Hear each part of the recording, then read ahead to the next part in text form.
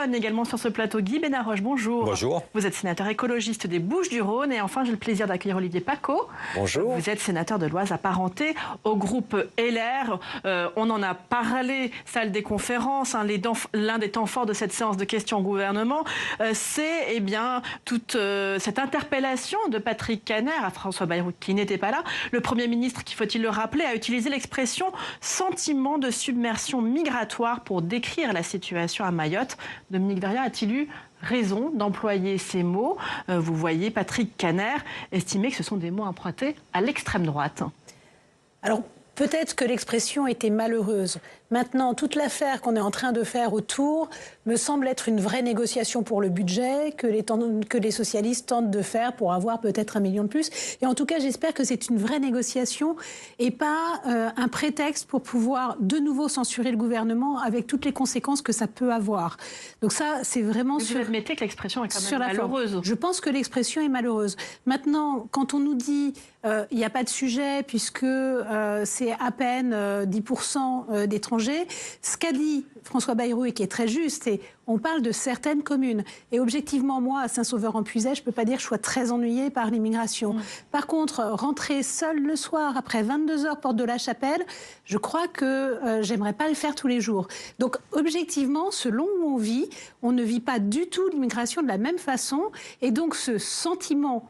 Je ne suis pas sûre qu'il faille effectivement employer le mot de submersion, mais ce sentiment de malaise à certains endroits, parce que probablement on ne sait pas gérer, on ne sait pas accueillir, on ne sait pas intégrer. Et là aussi, François Bayrou l'a bien précisé dans sa réponse, mais ce sentiment de malaise peut exister clairement à certains endroits et on ne peut pas le nier. Guy Benaroche, sentiment de submersion. On a compris que le Premier ministre voulait insister sur le mot de sentiment. Il ne retire pas cette expression. Est-ce que pour vous, c'est une réponse satisfaisante? Pas du tout, pas du tout. Quand on utilise le mot de submersion migratoire, ça veut bien dire, et ça s'inscrit dans la ligne de tout ce qui a été utilisé depuis plusieurs mois par la droite, y compris d'ailleurs au moment de la loi sur la migration, sur l'immigration, où effectivement cet appel d'air, cette immersion, on va dire tout ce qui a été dit là par Bayrou, relève forcément d'éléments de langage qui ont été calculés. Quand on parle d'immersion migratoire, c'est pas par hasard. Vous ne croyez pas à la maladresse? Non, je ne peux pas croire à la maladresse parce qu'il est le Premier ministre. Et que donc si on croit que le Premier ministre est maladroit, il l'est aussi sur des tas d'autres secteurs. Le Premier ministre, il mesure ce qu'il dit. Il sait à qui il s'adresse. Il sait pourquoi il utilise ces mots. Ce n'est pas anodin. Il sait qu'il parle à l'extrême droite. Il sait que c'est un grand fantasme aujourd'hui du centre et de la droite. On veut reconquérir un électorat d'extrême droite. Donc on va sur son terrain et à chaque fois on augmente son pouvoir de nuisance et on augmente son pouvoir électoral. Ça a été le cas de la loi migration. Le sourire qu'on a aujourd'hui de l'extrême droite sur cette expression, on avait le même en commission mixte paritaire. J'y étais présent de la part des 2 représentants du Rassemblement national. Ils étaient contents de ce qui avait été fait parce que ça les renforce. On entend Sébastien Chenier, Olivier Paccaud par exemple, qui dit « On a gagné depuis très longtemps la bataille idéologique » qui estime que l'emploi de cette expression dans la bouche du Premier ministre, c'est une victoire symbolique pour l'extrême droite. Oui. Ça, ce sont les paroles de Sébastien Chenu. Personnellement, je n'aurais pas utilisé le mot submersion, mais je ne veux pas participer à cette espèce de concert d'orfraie et cette polémique qui est peut-être effectivement bienvenue dans le timing des négociations de la commission mixte paritaire. Néanmoins, un Premier ministre doit quand même effectivement faire attention au mot qu'il utilise. Monsieur Mignola a utilisé le mot piège en disant les mots peuvent être des pièges. Ben justement, et surtout quand on a 45-50 ans de vie publique, vaut mieux utiliser des mots qui ne vont pas enflammer le débat.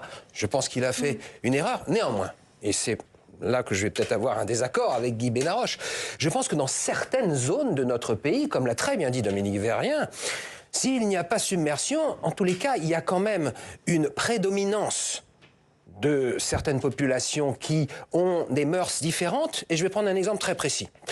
Dans le département de l'Oise, on a des zones rurales, on a des zones urbaines. Dans certains quartiers, vous avez désormais, et vous n'aviez pas il y a encore quelques années, mais vous avez désormais énormément de voiles, de femmes voilées. Et cela pose problème à énormément de Français pour qui la notion d'égalité entre les hommes et les femmes, et je sais que Dominique y est sensible, est une valeur clé, non négociable de notre République, non négociable.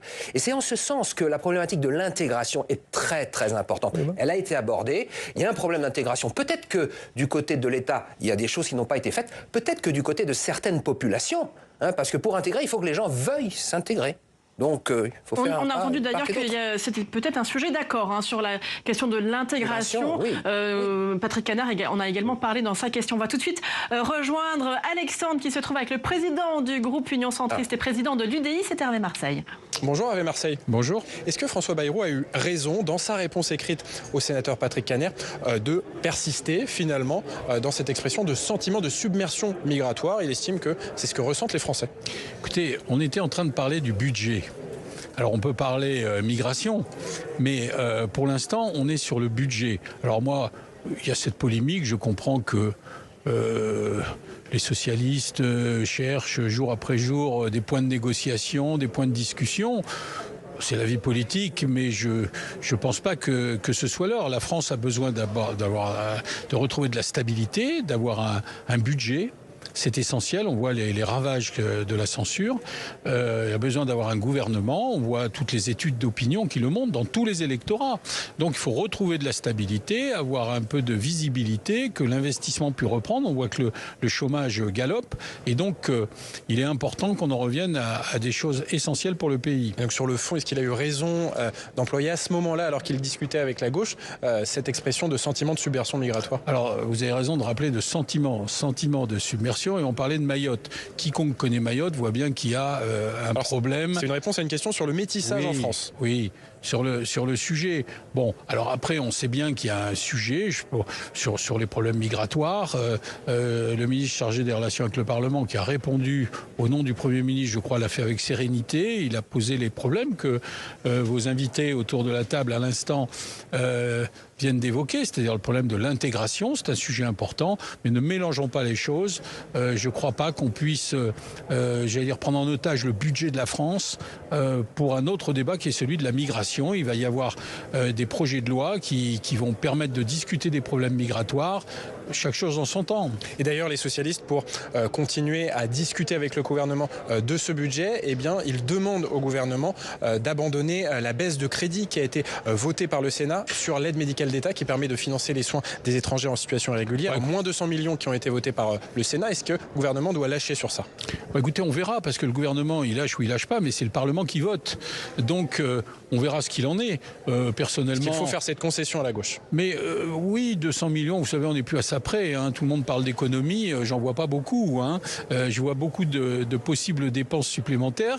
On veut des professeurs, on veut des dépenses sur toutes sortes de choses, mais personne n'arrive à décréter des économies. Donc pourquoi pas sur l'AME, je sais pas, c'est pas une ligne rouge, je veux dire, si ça peut satisfaire tout le monde, pourquoi pas. Mais c'est le Parlement qui vote, c'est pas le gouvernement.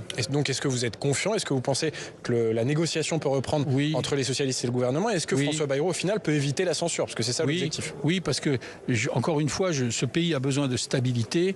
Quiconque aujourd'hui prendrait le risque de déstabiliser le pays en mettant à bas ce gouvernement, conduirait immanquablement à ce que Mme Le Pen appelait de ses voeux hier soir, c'est-à-dire une possible dissolution. Parce que si le pays est bloqué, il faudra bien faire appel aux Français.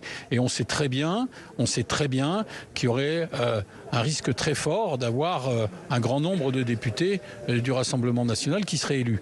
Bon, je ne le souhaite pas, je ne le souhaite pas pour mon pays. Et donc, soyons un peu responsables les uns et les autres. Nous sommes, je crois, en capacité, toutes tendances confondues, de discuter, de trouver des solutions pour que ce pays ait un gouvernement et un budget. Dernière question, mais avec de tels termes comme le sentiment de submersion migratoire, est-ce que François Bayrou ne se met pas, justement, dans le sillon, dans les mains du Rassemblement national ?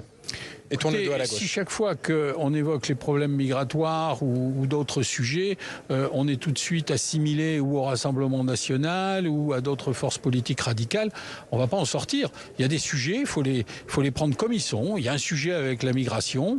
Il va y avoir plusieurs propositions de loi qui seront discutées au Parlement sur ces sujets. Ça sera l'heure d'en parler. On peut avoir des différences, mais il faut pouvoir affronter ce sujet qui est un sujet pas seulement français, mais européen et qui devra être pris à la dimension européenne. Parce que nous, tout seuls, on ne peut pas traiter ce genre d'affaires.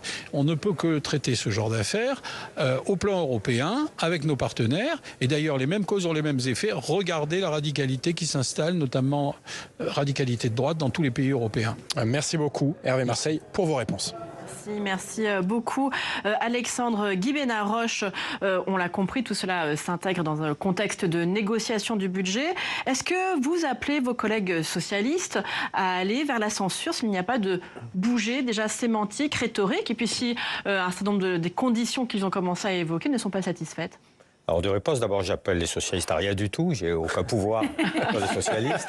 Je sais la position de notre parti et des députés écologistes, je la connais bien. La censure. Ils ont voté la censure, et non pas pour des questions de sémantique, ils ont voté la censure pour des questions très claires, qui portaient sur le budget lui-même, qui portaient à la fois sur l'absence de prise en compte par le gouvernement de toutes les possibilités de recettes supplémentaires que nous avons cessé de proposer à l'Assemblée nationale et au Sénat, qui n'ont jamais été retenues parce qu'il y a une idéologie dogmatique aujourd'hui qui règne, qui est celle du libéralisme à tout craint, et que cette idéologie empêche d'augmenter un certain nombre de recettes sur tout un tas de sujets, super profits, dividendes, enfin, je ne vais pas y revenir.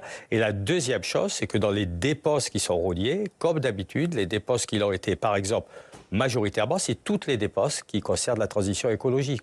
Comment justement, vous voyez les socialistes qui disent eh bien, c'est ce que nous mettons maintenant dans le panier de négociation. Oui. On demande vraiment un budget pour la bifurcation écologique, un budget pour le pouvoir d'achat. Ils sont maintenant en position de pouvoir négocier. S'ils l'obtiennent, mieux que nous, parce que je vous rappelle que les écologistes ont été négociés tout le temps. Oui. Ils n'ont jamais loupé une seule des réunions de négociation avec le gouvernement depuis le début. Si les socialistes obtiennent mieux que nous et obtiennent effectivement les vrais budgets pour la transition environnementale et écologique et pour l'augmentation du pouvoir d'achat, et j'ajouterai pour la non-diminution des budgets des collectivités territoriales, alors nous dirons très bien, bravo, et nous remettrons sur le terrain le question de votons-nous la censure ou pas. C'est aussi pragmatique que là. Il n'y a pas de sémantique là-dedans. Pour l'instant, on ne sait pas exactement où on en est dans cette négociation entre le gouvernement et les socialistes, mais on a entendu un certain nombre de conditions, en tout cas, qui ont été énoncées. Écoutez, ce matin, Johanna Roland, la numéro 2 du Parti socialiste, elle était l'invitée de notre matinale. Bonjour chez vous. Regardez.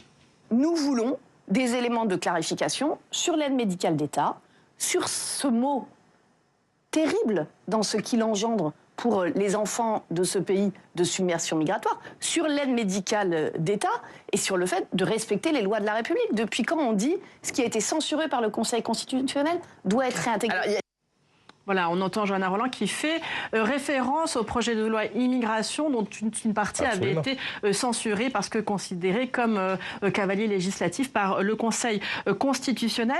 Alors, Olivier Paccaud, est-ce que François Bayrou perd la droite s'il accède eh bien, à ce que demande le Parti socialiste, ou est-ce que ce sont des mesures que vous pouvez accepter, notamment eh bien, sur la question de l'AME ou encore sur le fait de ne pas reprendre ces articles qui avaient été censurés? Alors déjà, moi je sais compter et je trouve assez amusant qu'on évoque l'hypothèse d'une censure quand on additionne les voix de ceux qui disent qu'ils vont censurer, c'est-à-dire la gauche. Quand on compte LFI, les communistes, les socialistes et les écologistes, il n'y a pas de possibilité de censurer. La censure, la guillotine, elle ne fonctionnera qu'avec le Front National. Et c'est ce qui s'est passé il y a quelques semaines. C'est ce qui s'est passé au mois de décembre. Il y a une alliance début de décembre, circonstances. Le budget de la sécurité sociale. Bon, donc, c'est un faux sujet. C'est un faux sujet. Il n'y a aucun risque de censure. Le RN ne veut pas la censure parce que, je peux vous dire que sur le terrain, leurs électeurs les ont grondés. Et moi, j'assiste à des vœux. Je suppose que vous assistez aussi à des vœux dans vos territoires. J'ai 6 députés RN sur 7. Ils passent leur temps à se justifier, à expliquer à leur électorat pourquoi ils ont censuré. Ils ne sont pas prêts de recommencer. Maintenant, concernant la position du Parti socialiste, comme l'a dit le président Marseille, c'est la vieille politique. Puisqu'il n'y a aucun risque de censure, n'accédez pas à ce que demande le Parti socialiste? Pas forcément, mais, non, mais ils ont déjà obtenu des choses.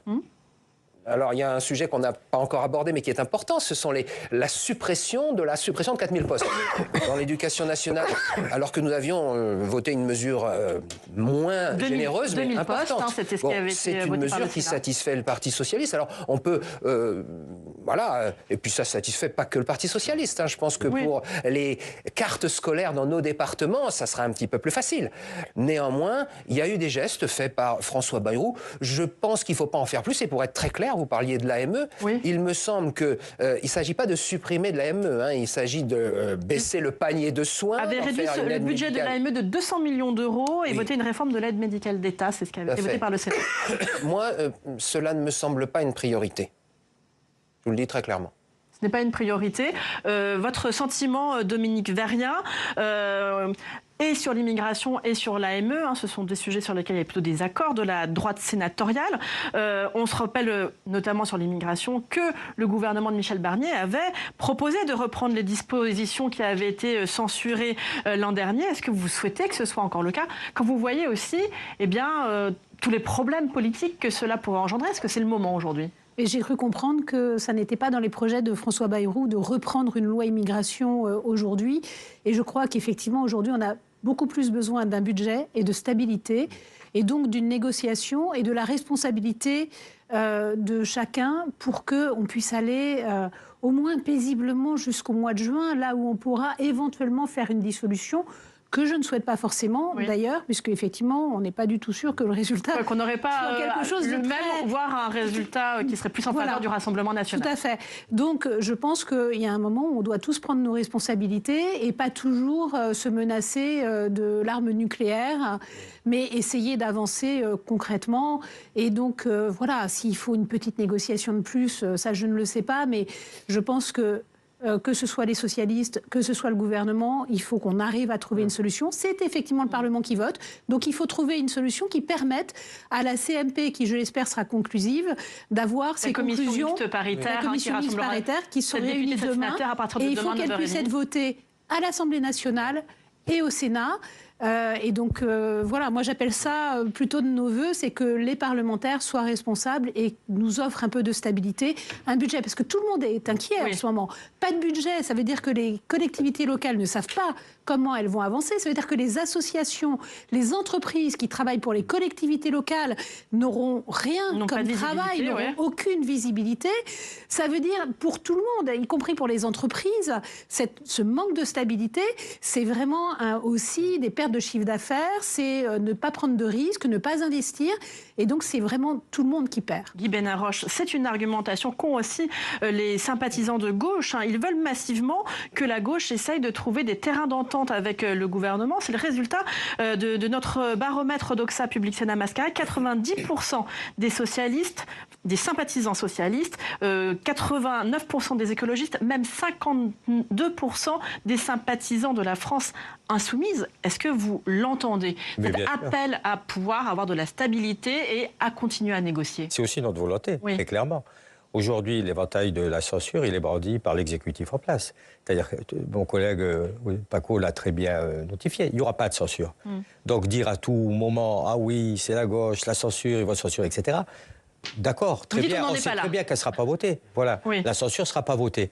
Donc notre volonté, c'est de négocier.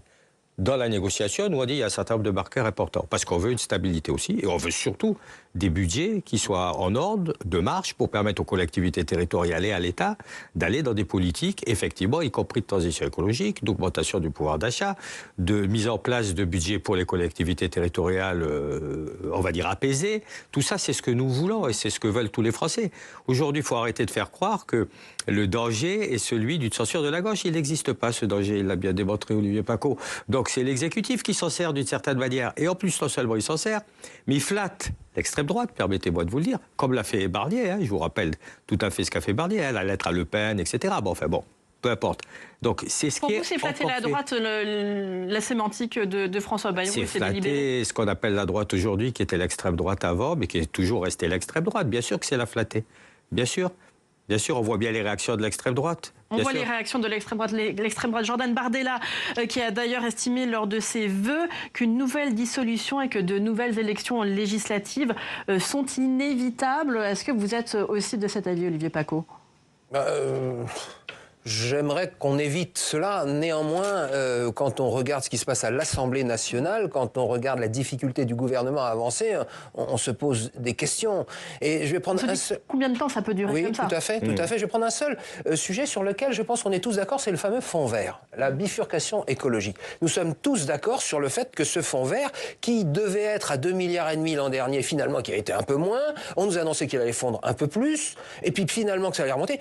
Rien n'est clair et c'est vraiment un sujet consensuel sur lequel il serait très simple que lors de la commission mixte paritaire, vis-à-vis des collectivités, mais bien sûr, qu'on remonte au moins aux 2,5 milliards qui avaient été annoncés en 2024.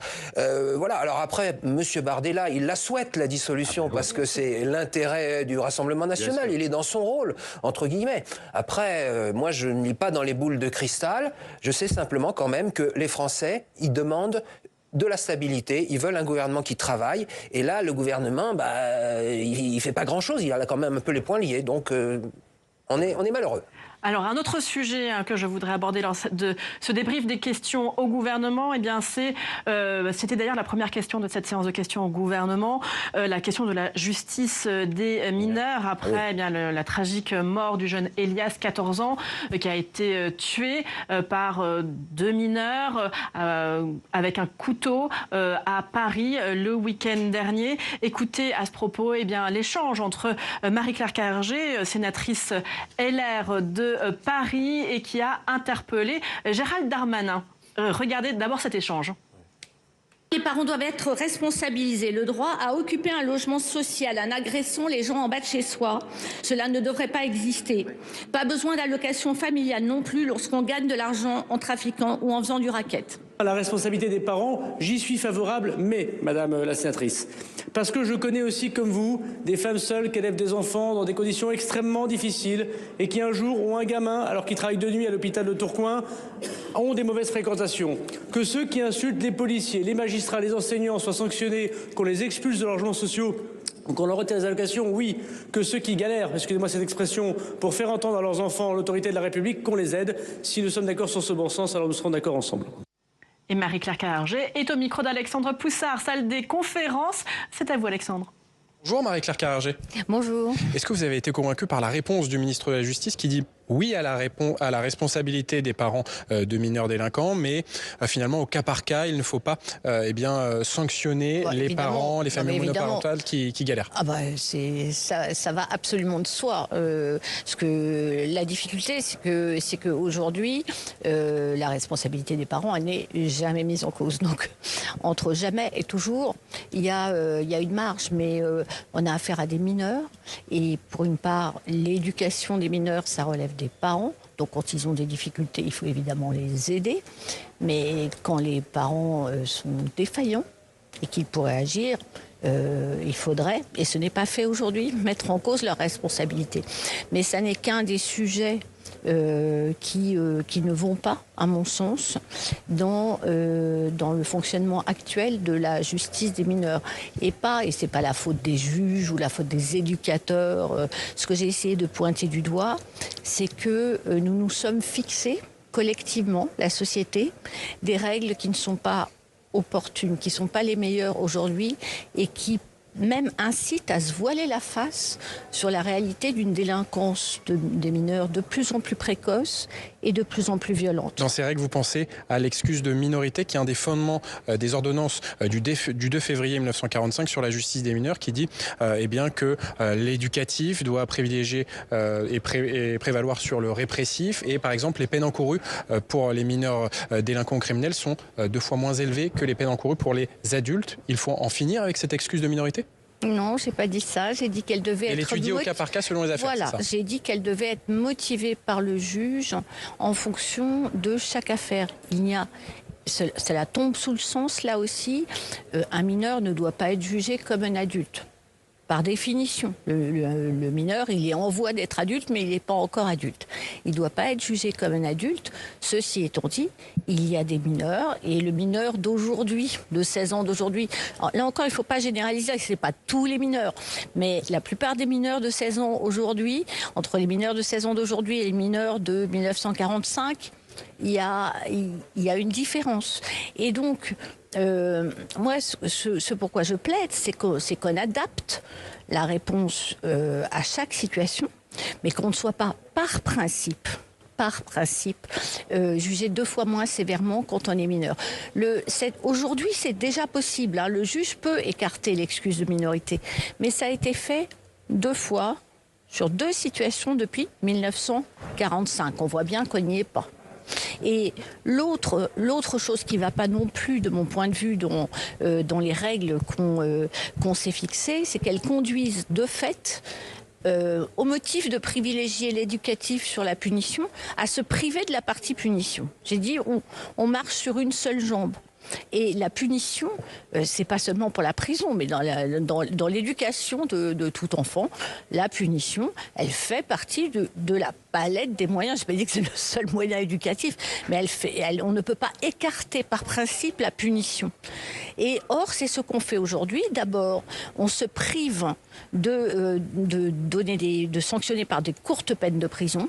On n'a pas de moyens suffisants pour mettre en milieu fermé des délinquants multirécidivistes qui n'ont rien à faire dans la rue, parce que les premières victimes de ces mineurs hyper-violents, c'est d'autres mineurs.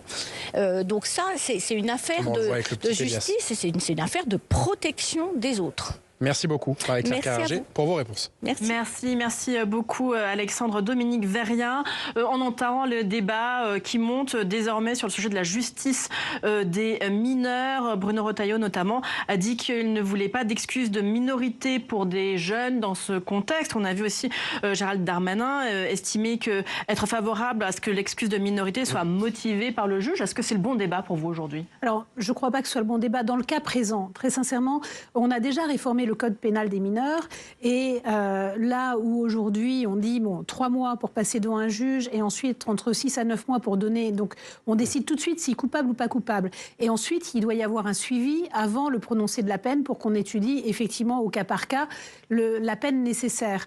On a déjà énormément raccourci, c'est-à-dire qu'en moins d'1 an l'enfant en question sera jugé, alors qu'avant peut-être qu'il pouvait être jugé 4 ans, 5 ans après, ce qui n'avait aucun sens, parce que non seulement il avait eu le temps de recommencer à faire des bêtises, éventuellement s'il était mal entraîné, ou quand on fait une bêtise à 12 ans et qu'on est jugé à 17, ça n'a aucun sens.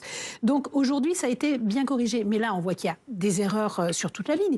On les laisse en liberté, alors qu'ils sont franchement, pour le coup, récidivistes, qu'ils étaient déjà connus. Les 2 jeunes récidivistes n'avaient pas le droit d'être en contact. Et ils n'avaient pas le droit d'être en contact, alors qu'apparemment, ils habitaient dans le même bâtiment. Donc, objectivement, le juge doit un minimum s'interroger à savoir si la mesure qu'il demande est applicable ou pas applicable et comment on l'applique. Un manque de réalisme. Il y a tout à fait la possibilité de confier ces jeunes à la PJJ, justement, puisqu'il doit y avoir un suivi éducatif et on peut tout à fait les mettre dans un foyer, aller les mettre et veiller à ce qu'ils soient séparés, quitte à les faire sortir carrément de leur quartier, voire de leur ville. Donc on a tous les moyens. Là, il y a un problème au niveau des décisions qui ont été prises, mais on avait les moyens de protéger. Donc avant d'aller tout casser, faisons déjà appliquer correctement ce qu'il est possible d'appliquer. Olivier Paccaud, est-ce que vous êtes d'accord là-dessus ou estimez-vous qu'il faut revoir la justice des mineurs? On se rappelle que même l'ancien garde des Sceaux, Didier Migaud, avait dit qu'il n'y était pas hostile sur des faits d'extrême violence, ce qui pourrait être ce qui est le cas dans ce cas. En plus, ils avaient 16 et 17 ans, quoi. Ils n'avaient pas 13 ans. Oui. Bien sûr, je pense que on a un peu amélioré les choses, mais l'affaire d'Elias démontre qu'il y a encore des failles dans le système. Et il me semble, pour reprendre un débat éternel, que la sanction ou le risque de sanction ou la possibilité de sanction fait partie de la prévention. Ça fait partie de l'éducation. Et on a certainement trop longtemps refusé d'imaginer des sanctions rapides et fermes. Moi, je fais partie de ceux qui pensent que pour certains mineurs, eh bien, il ne faut pas hésiter à utiliser la prison ou les centres éducatifs fermés. Mais le ministre, en répondant à Olivier Henno et à Marie-Claire Carrère-Gée, a insisté sur le fait qu'on manquait de moyens aussi, hein. Oui, qu'on manquait de moyens. Je voulais juste préciser, d'ailleurs, au niveau de la Commission des lois, on va faire une mission d'information sur l'exécution des peines. Oui. Ça, c'est intéressant. Et je pense qu'on va s'intéresser au principe des courtes peines. Oui. Parce qu'effectivement, dans certains pays, ça a été testé. Et donc, c'est là qu'il faut aller voir. Parce que l'avantage des courtes peines, c'est de punir tout de suite, tout de suite avec 15 jours, mais au moins ça permet d'arrêter plutôt que de laisser s'enquister. En France, elles ne sont pas exécutées. Mais elles ne sont pas demandées. Elles ne sont pas demandées. C'est pas du tout dans notre concept de peine, ce qui fait qu'on fait une erreur, puis 2 erreurs, puis 3 erreurs, et seulement après on est jugé. Et quand ça tombe, pour le coup, là, on prend 1 an de prison, alors que peut-être à la première erreur, on prenait 15 jours et on n'avait pas, on était moins récidiviste. Donc c'est ça qui est à tester. Une grosse claque. Je pense qu'il faut tester ce genre de choses, et en particulier sur les mineurs, mais avec des prisons spécialisées pour eux, des centres éducatifs fermés, et évidemment pas les mettre dans les mêmes prisons où ils vont rencontrer leur futur patron. Guy Benarroche, sur ce sujet, est-ce que vous êtes d'accord avec ces propositions proposées par vos collègues de droite? Alors, déjà, dire que tout existe dans l'arsenal pénal pour pouvoir faire ce qui devrait être fait, je suis d'accord avec Dominique Verrier. Dire ensuite que c'est juste que c'est pas appliqué, ou en tout cas qu'il y a des défaillances dans l'application par les magistrats, je dirais non. Il n'y a pas des défaillances. Le magistrat juge, c'est son métier, il est là pour faire, et ça ne doit pas être automatique, et il doit, bien entendu, juger proportionnellement. Mais dans dans le contexte présent, la question est très très simple. Est-ce que les magistrats ont les moyens de juger? Est-ce qu'aujourd'hui la justice a les moyens d'aller de l'avant? Est-ce que les dossiers peuvent être étudiés normalement dans des temps impartis avec toutes les informations nécessaires? La réponse est non, on le sait bien. Il y a un ministre de la Justice qui l'a dit, qui a augmenté les budgets, c'était Dupond-Moretti. Bon, aujourd'hui on diminue les budgets, par exemple sur le narcotrafic, on veut faire des tas de choses, mais on diminue les budgets. Je ne sais pas où on va trouver le premier centime. Pour la justice des enfants, c'est pareil. Je ne sais pas où on va trouver le premier centime. La justice des enfants, ça relève aussi, n'oublions pas de dire que tout ça relève aussi de dysfonctionnement en amont. C'est-à-dire qu'avant d'être des gens qui commettent des actes délictueux, ces enfants ou ces jeunes sont passés très souvent par des tas de structures, y compris l'aide sociale à l'enfance, qui sont totalement défaillantes. Oui. Il faut le dire aussi. On parle de punir. Bien sûr qu'il faut punir. Est-ce que la punition, c'est forcément la prison?